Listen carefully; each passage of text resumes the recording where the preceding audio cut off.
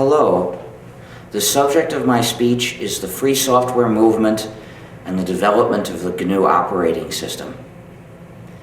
What is free software? Free software means software that respects the user's freedom. There are 4 essential freedoms that the user of software should always have. Freedom 0 is the freedom to run the program as you wish. Freedom 1 is the freedom to help yourself. That's the freedom to study the program source code and then change it to do what you wish. Freedom 2 is the freedom to help your neighbor. That's the freedom to make copies and distribute them to others. And freedom 3 is the freedom to help your community. That's the freedom to publish or distribute a modified version when you wish. You should always have these 4 freedoms, and a program that respects all 4 freedoms is free software. But if one of these freedoms is substantially missing, then the program is proprietary software, non-free software.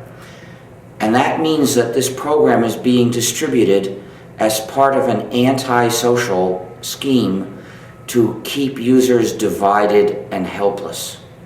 Divided because each user is forbidden to share with another user, and helpless because the users don't have the source code, which means that they can't change anything, they can't even tell what the program's really doing, and they are forced to accept whatever the software developer chooses to impose on them. But why are these 4 freedoms the essential freedoms? What makes them essential? Freedom 2 is essential on basic ethical grounds, so that you can live an upright life as a good citizen, as a member of your community. If you use a program that does not give you freedom number 2, then you are in danger at any moment of falling into a moral dilemma whenever your friend asks you for a copy of the program. At that moment, you will be compelled to choose between 2 evils.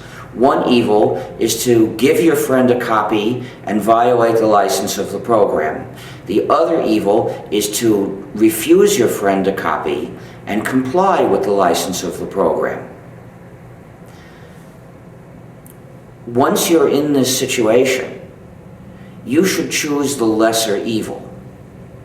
The lesser evil is to give your friend a copy and violate the license of the program.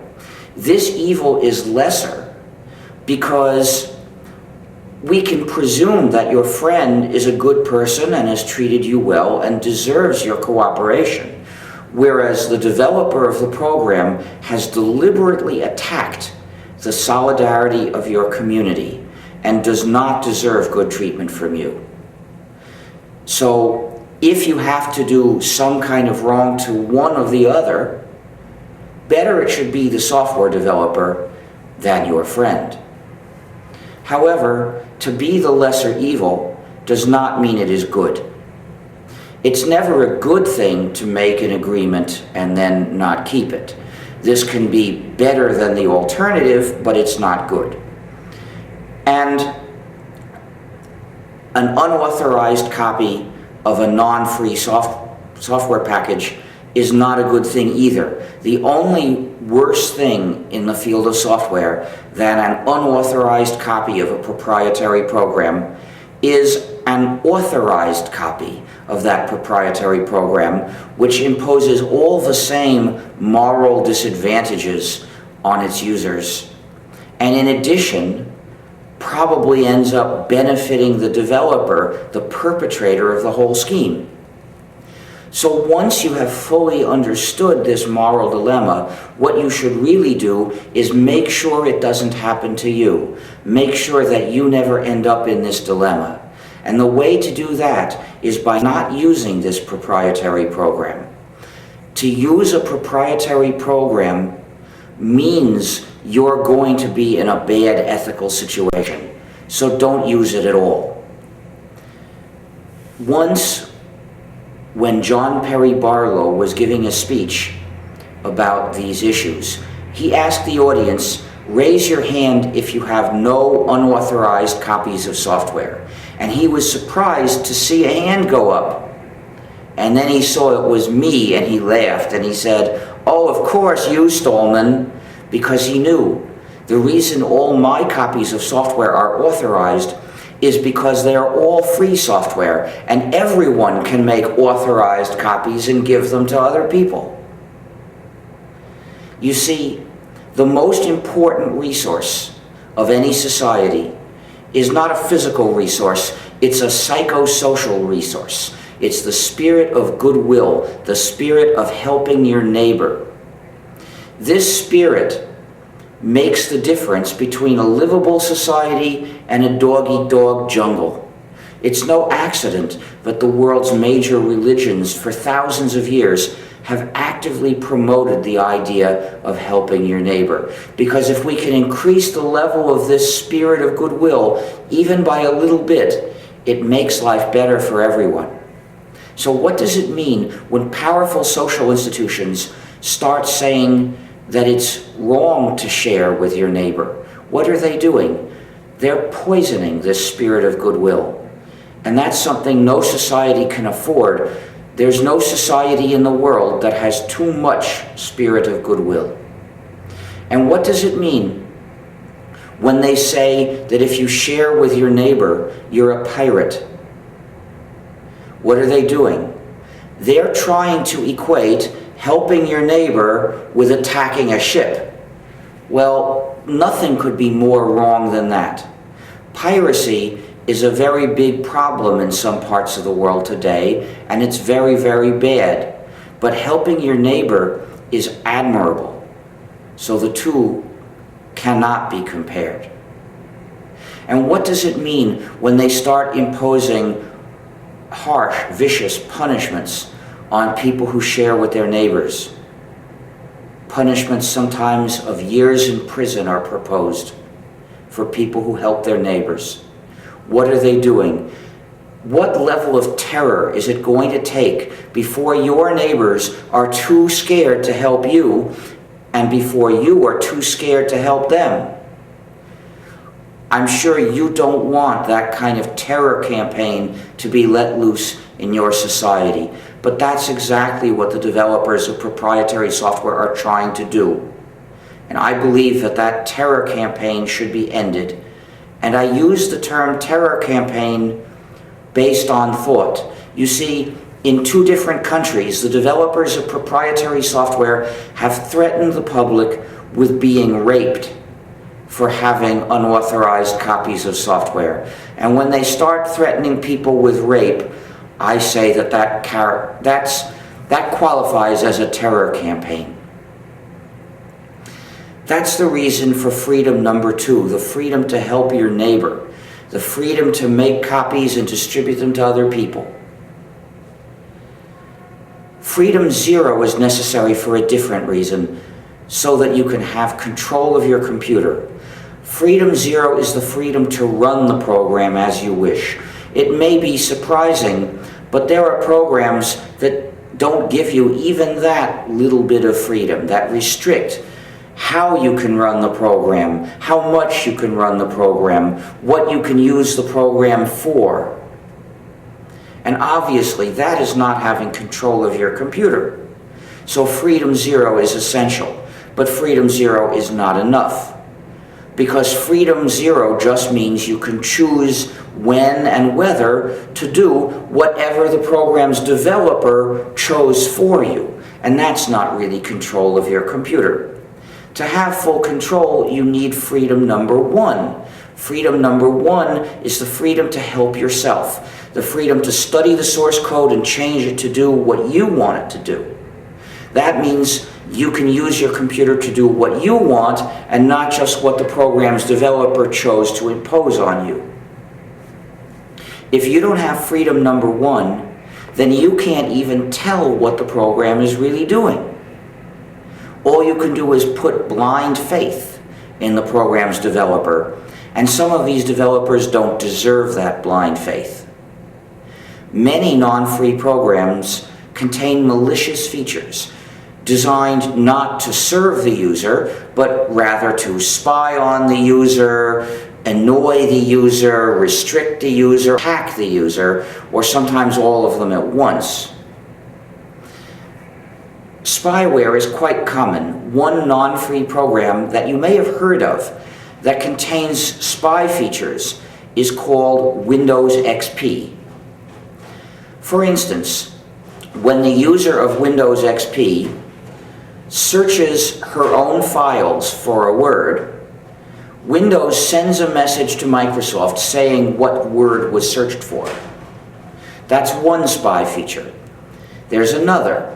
When Windows XP asks for an upgrade, it informs Microsoft of the list of all the software installed on the machine.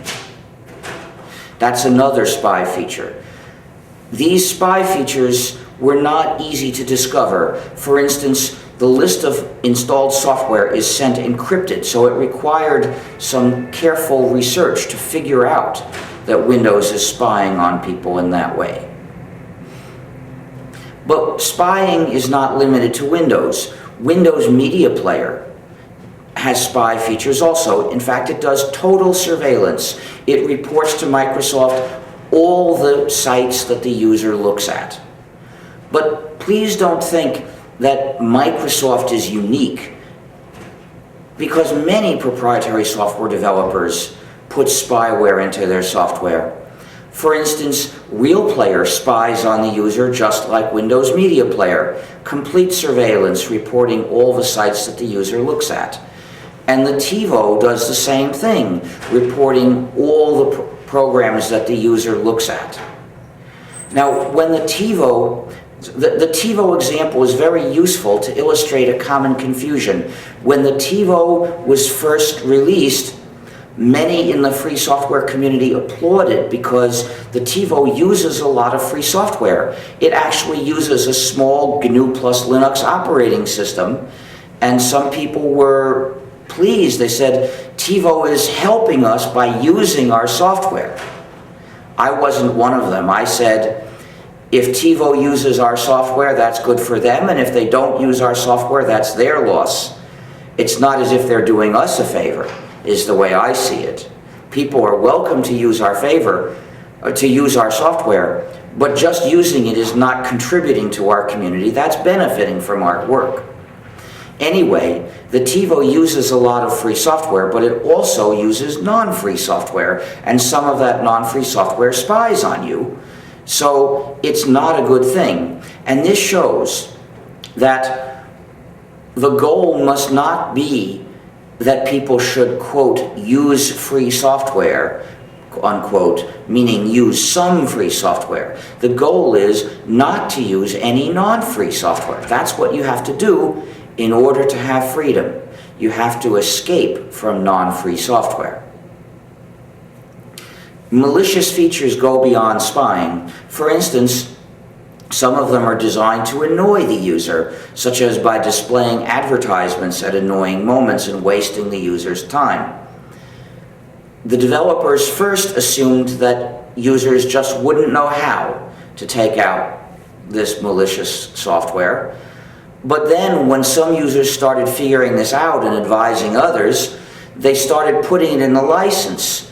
You're not allowed to turn off the ads if you're using this software. And then there's the functionality of refusing to function. And I'm not talking about errors here, this is intentional, where the software says, I don't want to let you look at this file. I'm not going to let you copy some lines out of this file. I don't want to print this file for you because I don't like you. These malicious features are known as digital restrictions management, DRM. The intentional feature of refusing to function for you because you're not good enough. Now, digital restrictions management has been in the news a lot because Sony's digital restrictions management also does every other kind of imaginable malicious thing. and it's being criticized a lot for that. But we shouldn't forget, just trying to stop people from accessing these published files is malicious in itself. All DRM is malicious. It doesn't have to be a rootkit to be malicious. But speaking of rootkits, that's another kind of malicious feature, backdoors.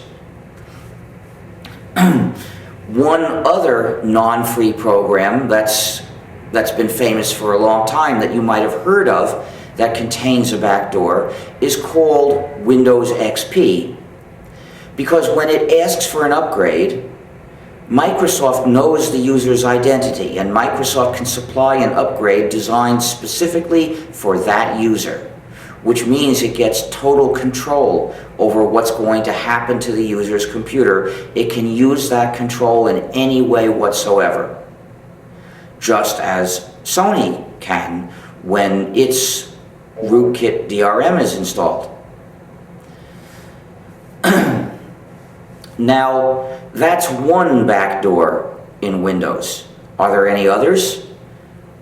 It's hard to find out without being able to study the source code. In India, I was told that some Indian programmers working on the development of Windows XP had been arrested and accused of working simultaneously for Al-Qaeda, trying to introduce another backdoor that Microsoft wasn't supposed to know about. So, apparently that attempt failed, but were there any others that succeeded? We can't tell. Now, not all developers of proprietary software introduce malicious features. There are some who honestly try to develop the software to do what the users want. But they're all human, so they all make mistakes. And the users are just as helpless against the developer's mistakes as they are against the developer's malice. Either way, if you use a program that does not give you freedom number one, you're a prisoner of your software. We, the developers of free software, are human too. We also make mistakes. Our programs have bugs too. Every non-trivial program has bugs. It's beyond human capacity to prevent that. But the difference is, when you use free software, you're not a prisoner of our code. You can change it because we respected your freedom to do so.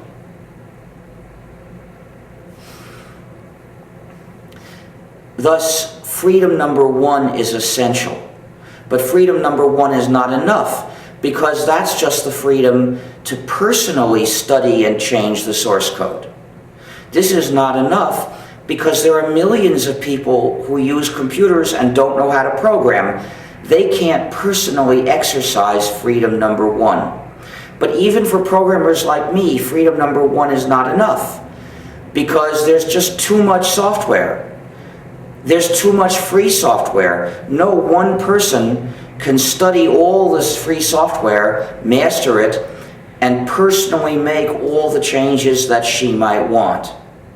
So in order for us to fully take control of our software, we need to do it together. And for that we need freedom 3, the freedom to publish or distribute modified versions. This freedom makes it possible for us to work together as a community to make the software do what we want.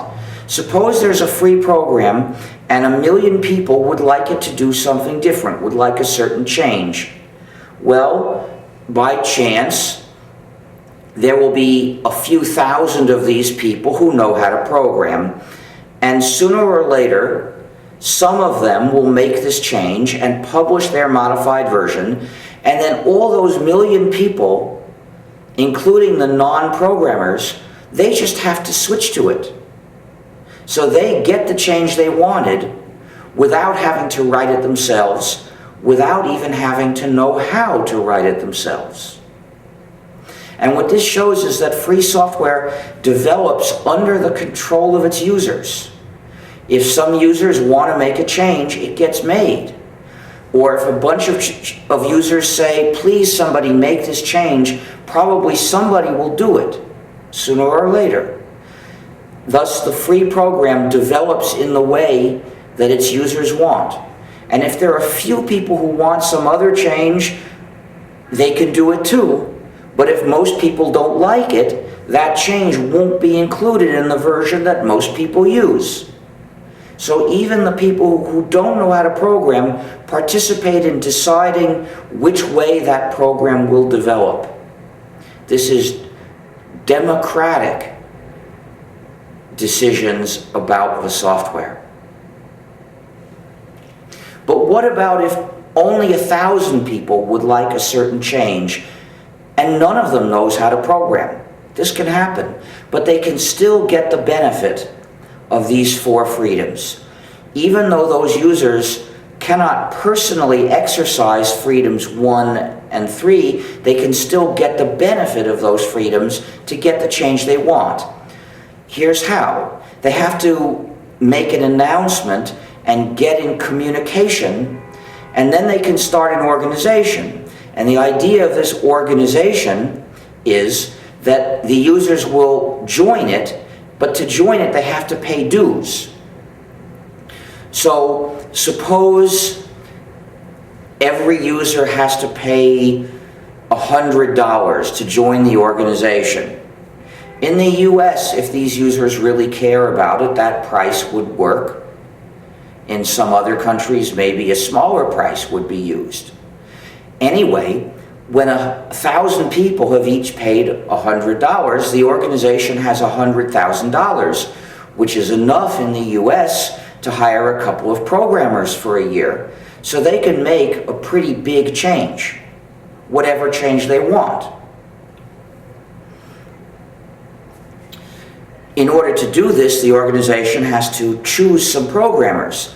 So they would go to one programming company and say, how much would you charge to do this job and when could you have it ready? And then they'll go to another programming company and say, what would you charge? When could you have it ready? And then they can choose. And this shows us that free software implies a free market for all kinds of support and services. In contrast, proprietary software usually means a monopoly for support and services. Only the software's developer has the source code, so only the developer can make any change. If a user wants a change, the user has to beg, please make this change for me. Some developers will say, pay us and we'll listen to your problem. If the user does that, the developer says, thank you for paying us. In 6 months there will be an upgrade. Buy the upgrade and you'll see if we fixed your problem, and you'll see what new problems we have in store for you. But with free software, anyone who has a copy can study the source code, master the software, and begin offering support, which means it's a free market, and thus any kind of business or organization that really wants good support can generally get better support for their money through the free market for support for free software. This shows us a paradoxical situation. Normally, when there is a choice between products to do a certain job, we say it's not a monopoly. But when it's a choice between 2 proprietary programs, this is actually a choice between 2 monopolies. Because if the poor user chooses this proprietary software, the support afterwards will be this monopoly. But if the user chooses this proprietary software, the support afterwards will be this monopoly. So it's a choice between monopolies. And this illustrates an important general principle. Freedom is something much bigger than having a choice between 2 fixed options. Freedom means having control of your own life. To have a choice between proprietary programs to do a certain job is to be able to choose your master. Freedom means not having a master.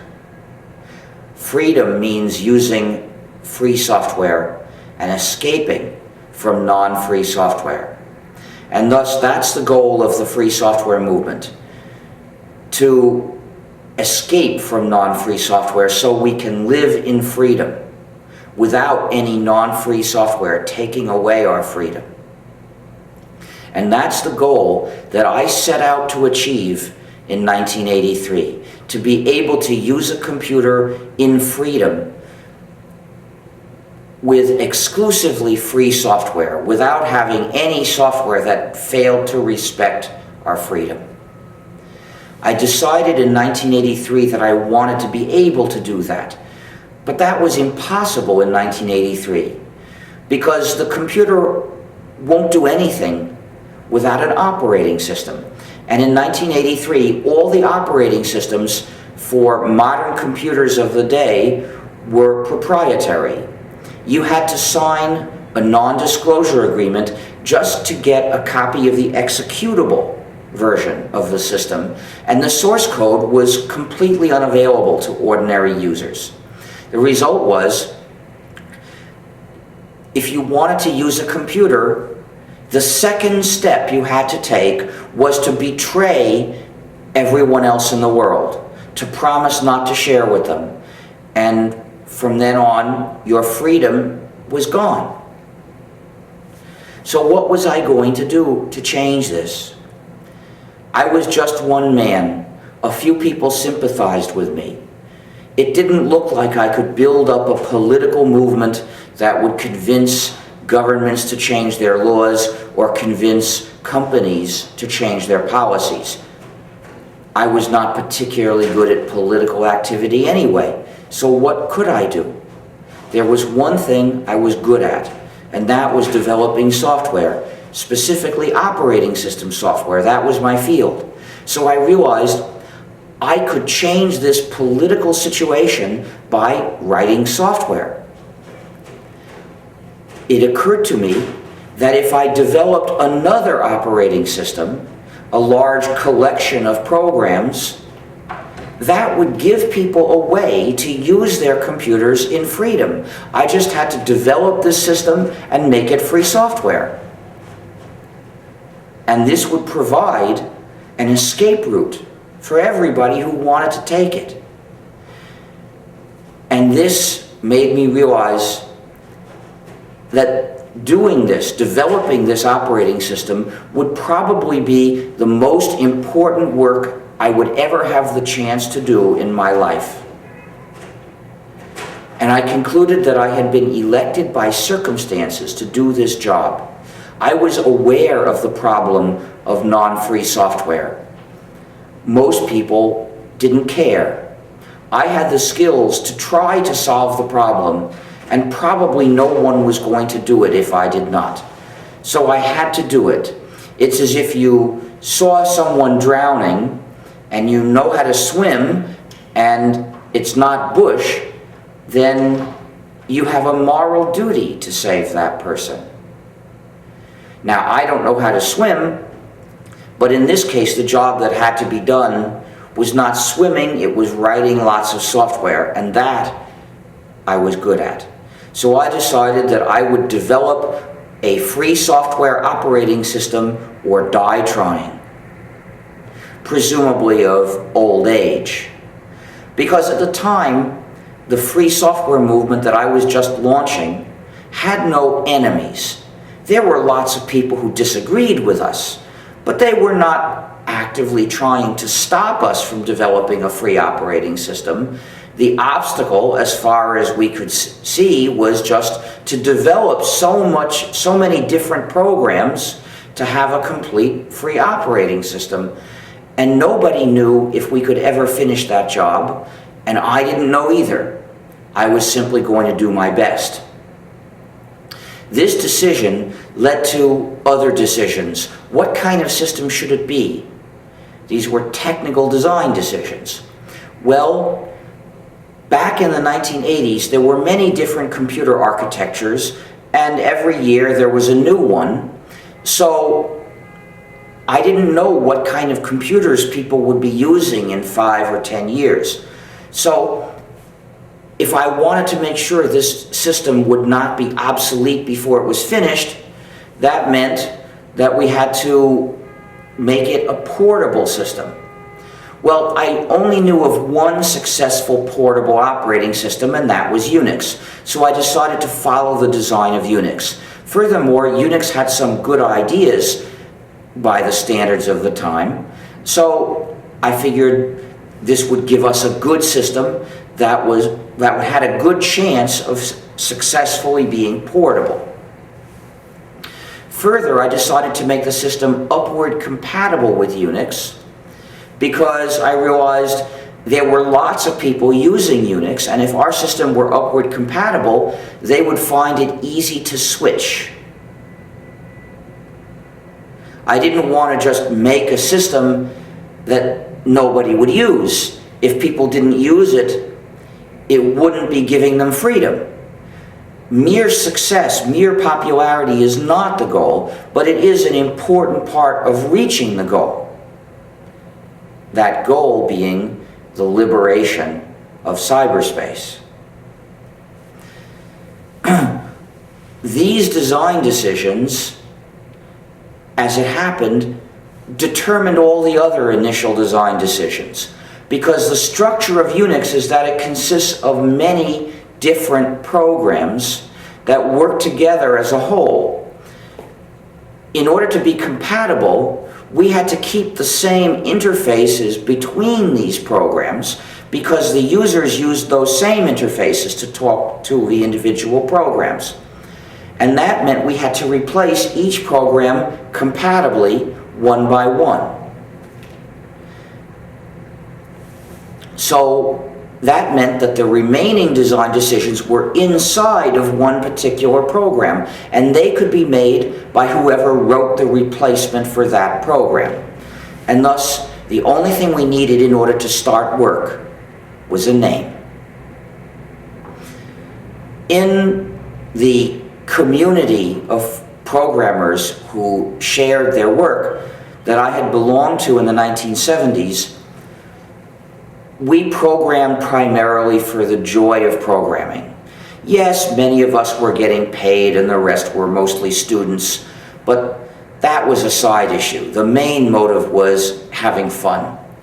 And part of the fun was choosing funny or even mischievous names for our programs. And we had a specific custom that when you were developing a program that was similar to some existing program, you could give your program a name which was a recursive acronym saying this program is not the other one.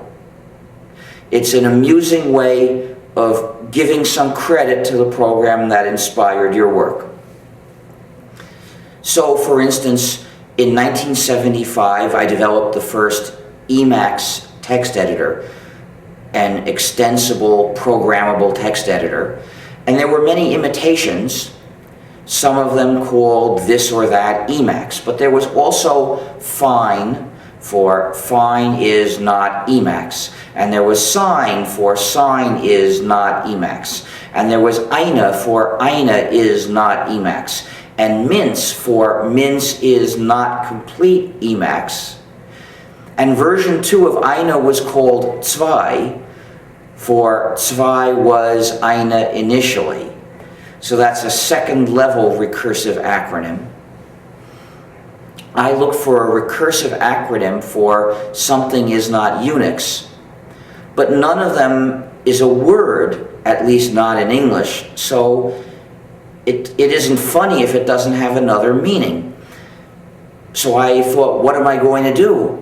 Maybe I could get rid of one letter by making a contraction. Then I could get a 3-letter recursive acronym, something NU. So I tried every possible first letter. Anu, Bnu, Knu, Dnu, Inu, Fnu, Gnu. But GNU is one of the funniest words in the English language, used for lots of wordplay. And the reason is, according to the dictionary, the official pronunciation is new. So anytime people were saying new, they could substitute GNU and it would be amusing. There was even a funny song based on the word GNU when I was a child.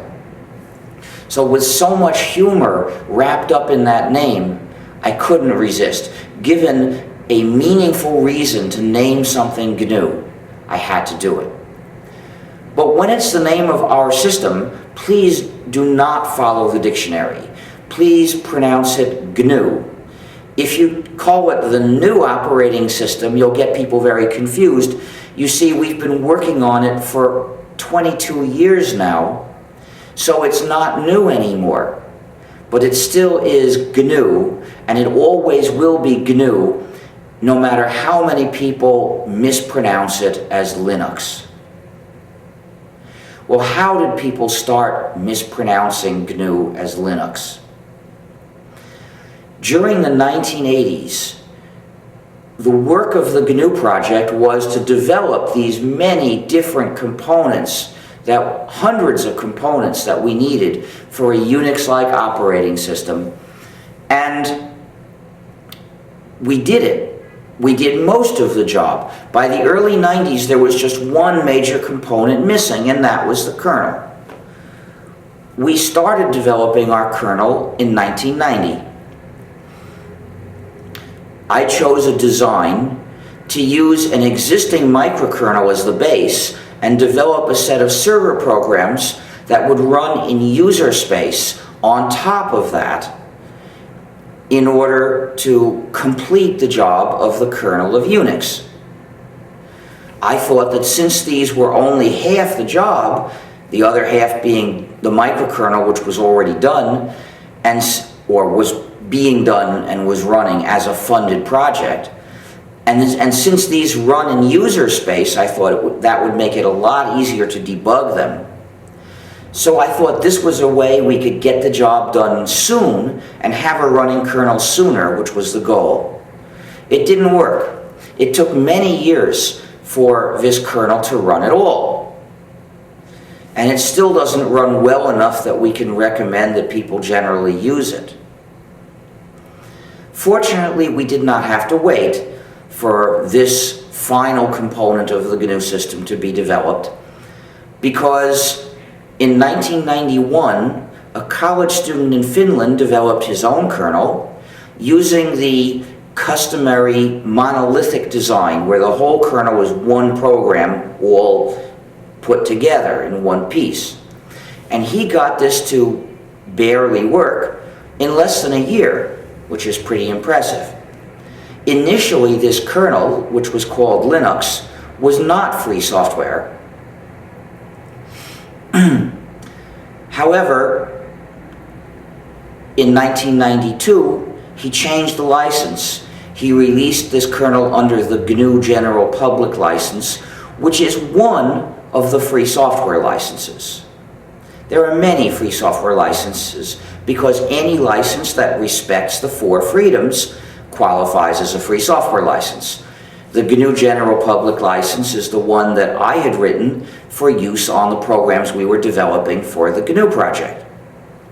So, once his kernel, Linux, was free software, it was possible to take this kernel and put it into the incomplete GNU system, which was missing a kernel. And the combination was a complete free system. And thus it was possible for the first time to operate a PC entirely with free software. And the goal that we had set out to reach in 1983 had been achieved almost a decade later. The development of the kernel, Linux, was an important contribution to our community because that's the step that carried us across the finish line after so many other steps that we had taken. But the mistake of calling the whole system Linux did considerable harm to the free software movement, because that led people to think that the main job of developing a free operating system had been done by Linus Torvalds in 1991. Now, as it happens, Although Torvalds made an important contribution to the free software community, he never supported the free software movement. His goal was not liberating cyberspace. It was not completing a free operating system, as you can see by the fact that the first license he chose was not a free software license. So when people think that he basically did the job, then they look to him for ethical leadership, which he does not offer. He describes himself as apolitical. He says that he developed this piece of the system because he wanted to have fun. Well, there's nothing wrong with wanting to have fun. I was having fun when I wrote parts of the GNU system, and I'm sure almost every developer of free software is partly motivated by having fun. So this is not a bad motive, it's a good motive, but it's not enough if we want to protect our freedom. You see, freedom is never safe. Freedom is always threatened. And this is true in every area of life. It's been true in all ages of history. Freedom never continues automatically. If we want our freedom to last, we have to be prepared to defend it. And nothing, well, and recent history shows how true this is, as the government of the United States has attacked freedom in the United States and has pressured other governments and encouraged other governments and even tricked other governments into taking away freedom in their countries too. Freedom is on the run all around the world, and that's also possibly going to be true in the area of software. We can never take freedom for granted. If we want our freedom to continue, we have to be prepared to defend it actively.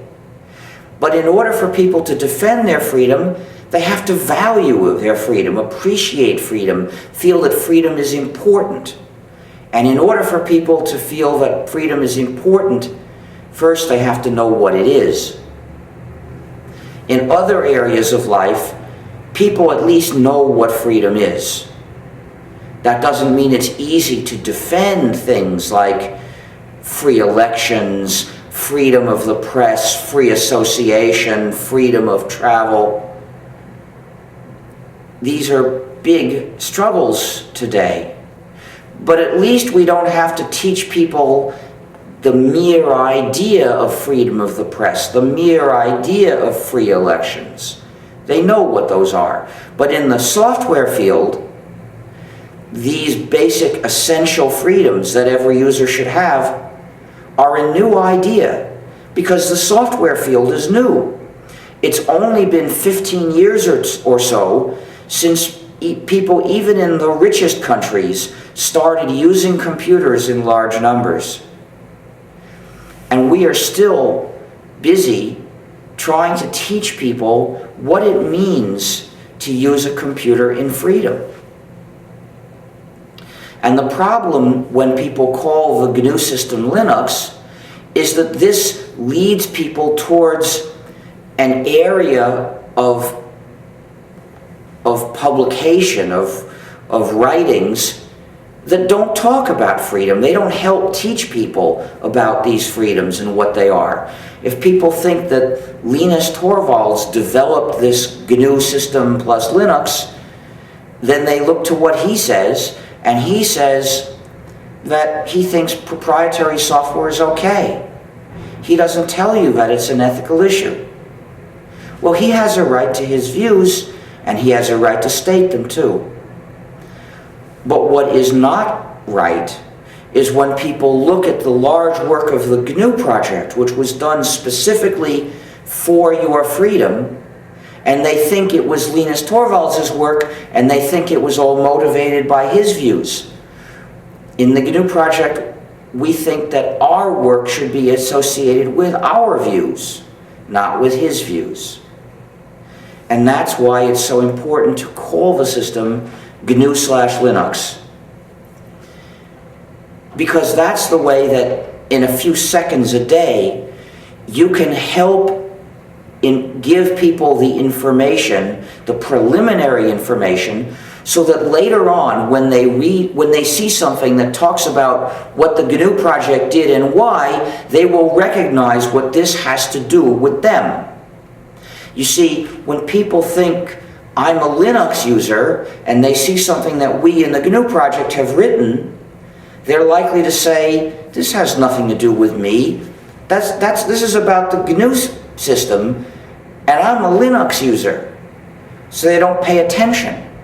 How ironic. If only they knew that the system they're using is basically GNU, it's more GNU than anything else, then they might realize I'm a GNU Linux user, and then when they see what we've written about the reasons for developing the GNU system, they'll think, oh, this has something to do with the system that I like so much. I should pay attention. Now, that they still don't have to agree with us, but at least we have a better chance of convincing them if they know that these ideas are the reason for the system that they use. You can't explain these ideas in 1 second. That's not possible. But in 1 second you can say GNU/ in front of Linux. And that's enough, if you do it a few times a day, to prepare the way so that when people come across what we've written, they'll pay more attention, and our writings about these issues of freedom will have a bigger effect thanks to your preparation. And that's why I ask you to please call the system GNU/Linux. We in the GNU project developed the biggest part of the system. We deserve an equal share of the credit. But if it were just a matter of credit and egos, it would not be terribly important. It's important because there's more than just credit at stake. And I thank you in advance for your help. But why is this important? Why does it matter? What are the threats to our freedom? In fact, there are many of them. I'll describe the most important ones. One threat to our freedom is that most distributors of the GNU/Linux system also distribute some non-free software. In fact, until about a year ago, I couldn't tell people where they could get a free version of GNU/Linux. People asked me, where should I go to get a copy? And there was nothing I could tell them. Now there are 2 places I can tell them. There is the Ututo distribution made in Argentina, and there is the BLAG distribution. BLAG stands for BLAG, Linux, and GNU. And both of them have the policy that they do not include non-free software, they do not distribute non-free software, they do not recommend non-free software. They treat it as an anti-social thing, and they won't promote it. And that means I can recommend them as places for people to get a free operating system. I'd like to see more distributions that can go in this list, and perhaps there will be more in the future. At least, though, there are some of them. Now, what does it do when people get a copy of these places usually call the system Linux, and it includes non-free software? What message does that give them? It tells them non-free software is okay. Anytime you even tell a person, oh, there's a program you can use, and that happens to be a non-free program, you're saying non-free software is okay, it's legitimate. And that is directly opposing what the free software movement is saying to people, that free software is unethical, it's an attack on your freedom. So this is an obstacle we have to overcome, we have to work against. Then another problem comes from hardware whose specifications are secret.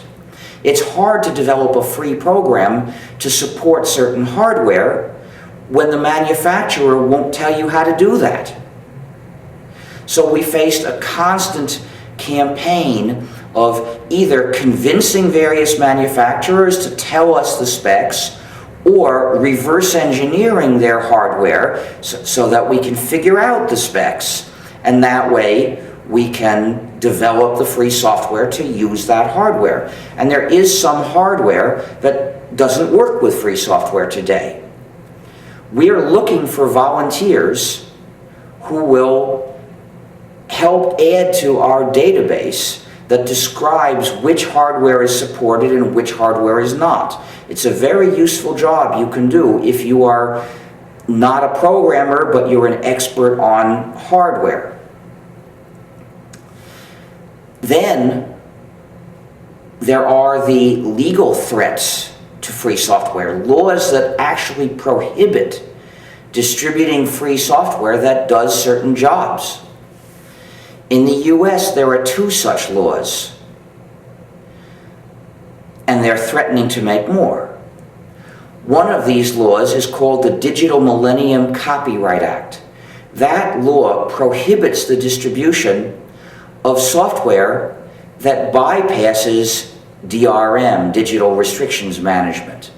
Thus, for instance, free software to play the movie on a DVD is forbidden in the US.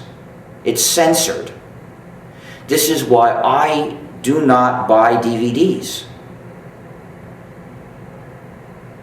because I don't want to accept DRM media. Likewise, the corrupt discs that look like compact discs and they contain music, but it has something designed to stop you from playing the music, stop on certain with free software, and stop you from copying the music. That's wrong. They shouldn't stop you. And in addition, free software capable of playing that recording is forbidden in the US.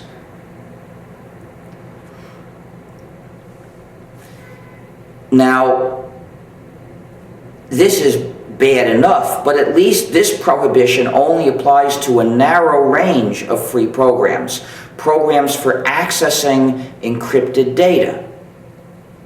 But there's another law that can prohibit any kind of free program, and that is patent law. You see, the US will allow almost any idea, no matter how stupid, and for any kind of activity, to be patented. So, for instance, techniques for computing in a program can be and often are patented in the US. There are hundreds of thousands of software patents that have been issued in the US. And the result is, when you develop a large program that combines thousands of different ideas to do a complicated job, perhaps 10% of those ideas are patented, which could mean hundreds of different patents, each one enabling somebody to sue you for developing that program, and the users of the program can be sued too. That's a very dangerous situation for software developers and users. And not just for free software developers, it's dangerous for all software development and all software use. To allow software patents is completely insane. It's bad for software development of all kinds, including proprietary software, free software, and the majority of software development, which is custom software. Software patents are threats to all of them. So what you should do, no matter what country you're in, is organize to resist such laws if you don't have them, and organize to get rid of those laws if you do have them. Of course, the United States is your enemy. When there is a problem in the United States, the US government does not try to solve the problem. Instead, it tries to impose the problem on the rest of the world. And that's exactly what it's doing here. The US is actively trying to impose similar laws in other countries. through free trade agreements, which usually do a lot of other bad things as well. Any country is better off not having a free trade agreement with the US, and not just because it takes away the freedom of computer users and software developers in that country, but also for everyone else, in every other area of life. But that's a different topic. Now, some people ask about free software and employment. I'd like to point out that if we look at the IT sector, programming is a small fraction of that. And then within programming, a small fraction of that is developing proprietary software, because most programming is developing custom software for a single user. So the worst that could happen in terms of employment if the world switches from proprietary software to free software is a small decrease. Nothing to worry about. But it may not be a decrease. It could be an increase, because free software leads to its own employment. Employment adapting and extending free software. There are already a lot of people who have this kind of work. I won't say that you can always find it. It's not the easiest thing in the world, but it's not the hardest thing either. You see, when someone wants to use non-free software, when a business or organization wants to use a non-free program, it has two options: take it or leave it. But when it wants to use a free program, there are many possibilities. It could use the program as is. It could make this small change, or this small change, or this small change, or this small change, or this small change, or this medium change, or this giant change, or this. So many different changes they could make if they want to. But in order to make those changes, they have to pay programmers. So this means employment. Whether this will be bigger or smaller than today's employment in writing proprietary software, we don't know.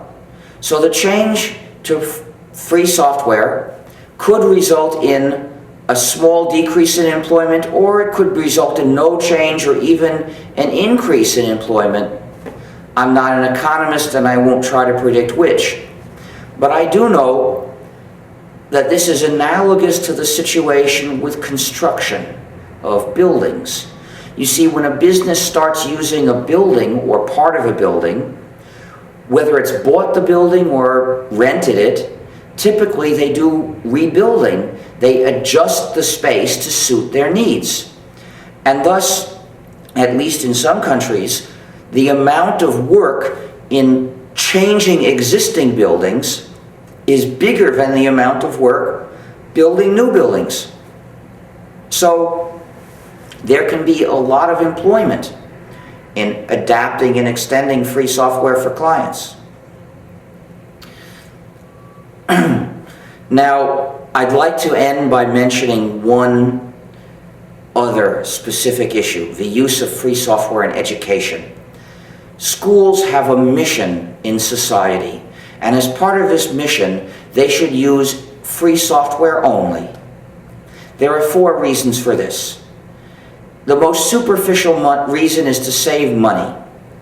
Even in the richest countries, schools don't have enough money. They're limited in what they can do by money, so they should not be squandering any of their funds paying for permission to use non-free software.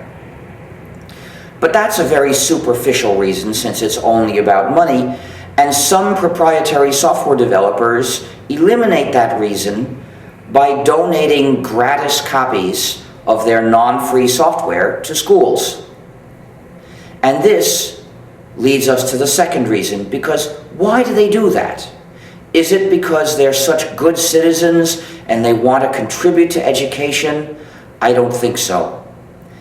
They understand that if they can get schools to teach people to be users of their software, that's like turning these people into drug addicts, because it's teaching them to have a dependency on that particular product. And after they graduate, you can be sure that those same companies are not going to donate gratis copies to them once they're not students.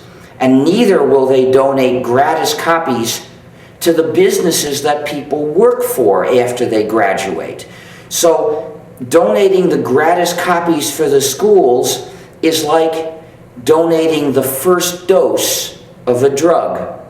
It's meant to get those students addicted, and the school should refuse to participate in this kind of scheme, because the school has a mission to build a society that is strong and good and ethical and helpful, a society based on the spirit of goodwill. Schools should not be directing their students into the path of permanent dependency on non-free software. They should be directing their students and directing society into the path of strength and independence. But there's a deeper reason, and that is for the sake of education. Education in programming. You see, at the age of 14 or so, some students want to learn everything about the computer system. If they use a program, they want to know how it works. But when the student asks the teacher, how does this program work? If it is a proprietary program, the teacher can only say, sorry, I don't know, you're not allowed to know because it's secret. And education cannot begin. But if the program is free software, the teacher can say, here's the source code, read it, and you'll learn everything. And if there's anything you don't understand, ask me, I'll look at it and explain it to you. And then you'll learn that that's the wrong way to write software. That's not the clear way. This is how people learn to be good programmers. Those few students are the natural-born programmers, but even they have to learn how to write good code. You learn how to write good code by reading lots of code and writing lots of code. And it's only free software that gives you the opportunity to do that. But there's an even deeper reason, and that's for the sake of moral education. Because schools should be teaching everyone the spirit of goodwill, the spirit of helping your neighbor. So schools should have a rule. Children, if you bring software to class, you may not keep it for yourself. You must share copies with everyone else in the class. And if you're not going to share copies, you can't bring it to school. It's not allowed here. But the school has to practice its own rule in order to set a good example. The school must only bring free software to class so it can say to all the students, go ahead, take this software home so that you can use it too. Share it. Be a good member of your community. Thank you.